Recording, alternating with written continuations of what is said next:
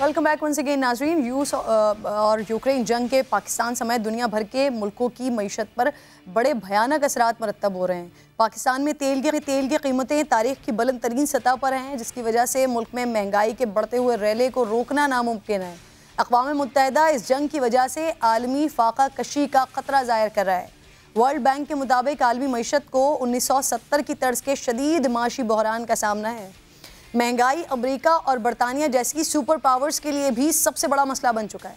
मगरबी ममालिक में महंगाई का 41 साला रिकॉर्ड टूट गया है।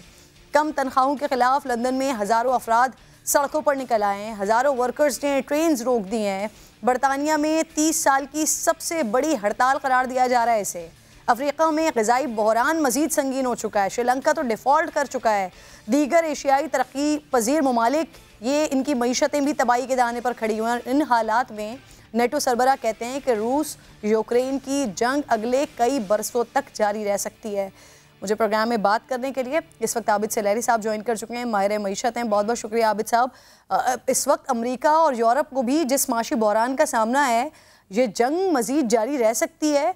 अगर ऐसा हुआ तो दुनिया के लिए तो नताइज मज़ीद भयानक हो जाएंगे। सर, कितने भयानक होंगे? जंग बिल्कुल मजीद जारी रह सकती है। अभी तो आपने देखा कि यूरोपियन यूनियन ने ये इजाज़त दे दी यूक्रेन को कि वो अपनी एप्लीकेशन दे सकता है ईयू की मेंबरशिप के लिए, जिसका मतलब ये है जो कि प्रोसेस होने में कई साल लगेंगे, लेकिन सिर्फ उसकी एप्लीकेशन दे देने का मतलब ये है कि पूरा ईयू जो है वो यूक्रेन के साथ खड़ा है। इसी तरीके से अभी आपने नाटो की एक्सपेंशन के बारे में सुन रखा होगा कि स्वीडन और नॉर्वे जैसे जो ममालिक थे जो कि पहले उसका हिस्सा नहीं है नाटो का, फिनलैंड, अब वो भी उसकी तरफ आने के लिए परतोल रहे हैं। तो ये कशीदगी जो है ये बढ़ती चली जा रही है। और ये जो किसी ज़माने में हम लफ्ज़ ग्लोबलाइजेशन जो इस्तेमाल करते थे वो अब स्लोबलाइजेशन बन गई है। वहाँ पे हर चीज़ जो है, जो आपकी ट्रेड, आपके जो है सप्लाई चेन्स, वो स्लो हो गए और उसकी वजह से एक रिसेशन जिसकी के तरफ जो फरवरी और जनवरी से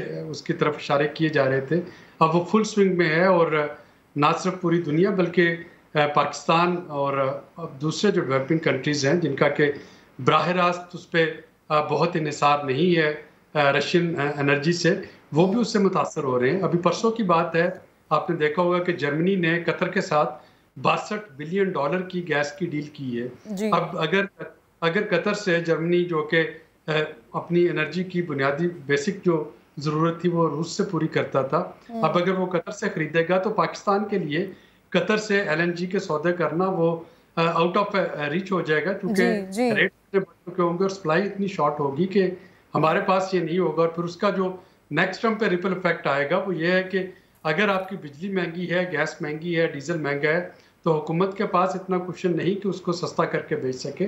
तो ये बहुत मुश्किल वक्त है हुकूमतों के लिए भी और उससे ज्यादा आवाम के लिए भी। जी अच्छा सर, यूक्रेन गंदम का सबसे बड़ा एक्सपोर्टर है सर। रूस और यूक्रेन आलमी गंदम का 14% पैदा करते हैं। इसके अलावा आलमी ग़िज़ाई अजनास की कुल बरामदात में 30% हिस्सा रूस और यूक्रेन से ही आता है। अब रूस पर पाबंदियाँ हैं और जंग की वजह से ऑब्वियसली यूक्रेन की भी आलमी मंडियों तक रसाई रुक गई है, फसलें भी तबाह हो रही हैं। तो फिर दुनिया में ग़िज़ाई बहरान कितना संगीन हो सकता है? सबसे ज़्यादा किन ममालिक को ग़िज़ाई क़िल्लत का सामना होगा? आपने दुरुस्त फरमाया कि रूस जो है वो इस वक्त एक अनटचेबल है, वहाँ की जो एग्रीकल्चर प्रोड्यूस है, और सैंक्शंस की वजह से, और यूक्रेन जो है वहाँ पे तबाह हो गई है। और इसीलिए यूएन जनरल असेंबली ने एक पूरा समिट किया था जिसमें कि हमारे फॉरेन मिनिस्टर ने जब अमेरिका का दौरा किया था तो वो उसी समिट में वो शिरकत के लिए गए थे, जिसमें ये कहा गया था कि किस तरीके से रूस और यूक्रेन की जंग के नतीजे में जो डेवलपिंग कंट्रीज़ हैं वहाँ पे कहर साली के ख़तरात हैं।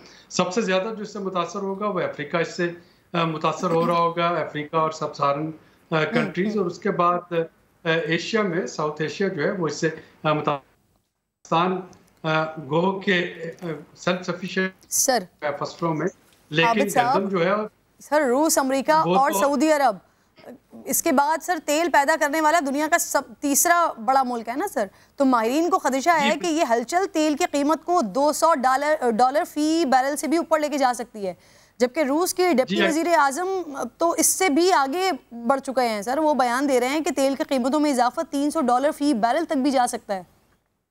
देखिए, रशिया को इससे फर्क नहीं पड़ रहा है। रूस को सैंक्शंस के बावजूद इस वक्त जो रूस का सबसे बड़ा इंपोर्टर है ऑयल का, वो चाइना बन गया है।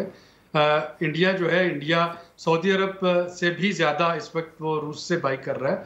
तो रूस की जो सप्लाई है ऑयल को सेल करने की, उसको फर्क नहीं पड़ रहा, लेकिन उसके बायर वो हैं जिनके पास के इतने ज्यादा फॉरेन करेंसी रिजर्व्स हैं कि वो कल को अगर उन पर कुछ सैंक्शन छोटी मोटी लग जाए तो वो उसको अफोर्ड कर सकते हैं। इंडिया की अगर आप बात करते हैं तो इंडिया के पास $600 बिलियन से ज्यादा के फॉरेन करेंसी रिजर्व्स हैं इस वक्त। हमारे आबिद साहब, अमेरिकी सदर के सर सऊदी अरब जाने से तेल की कीमतों में कोई कमी वाक़ई हो सकती है?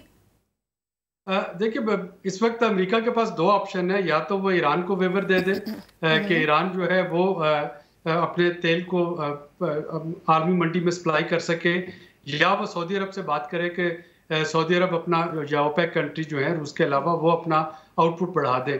सऊदी अरब के पास ये कैरेट एंड स्टिक लेके जाना जो है वो सऊदी अरब को थोड़ा सा इन्फ्लुएंस कर सकता है कि अगर सऊदी अरब अपना आउटपुट नहीं बढ़ाता तो फिर ईरान को इजाजत दी कि वो अपने ऑयल का सर, जो अगर अमेरिका ये ऑप्शन इस्तेमाल करता है, ईरान को वेवर दे देता है, तो फिर, और अगर पाकिस्तान पे ईरान से तेल की डील फाइनलाइज करता है, तो कीमतों पे कितना फर्क पड़ जाएगा पाकिस्तान में?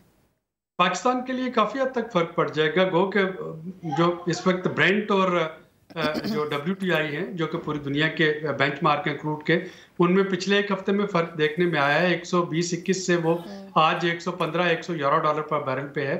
लेकिन पाकिस्तान जो है वो अपना गल्फ कंट्रीज से ऑयल खरीद रहा था। अगर उसको ईरान से खरीदने की इजाज़त मिल जाती है तो थोड़ा सा फर्क जो है पड़ेगा, लेकिन ये बहुत ज़्यादा डिफरेंस नहीं होगा। उसकी वजह यह है कि ईरान की जो सप्लाई होगी वो जो आलमी मंडी में रशिया के आउटपुट को कंपनसेट करने के लिए हो सकती है। अगर थोड़ी बहुत उसको इजाजत मिले, तो उसको फुल फ्लेज इजाजत नहीं मिलेगी, महदूद पैमाने पे इजाजत मिलेगी।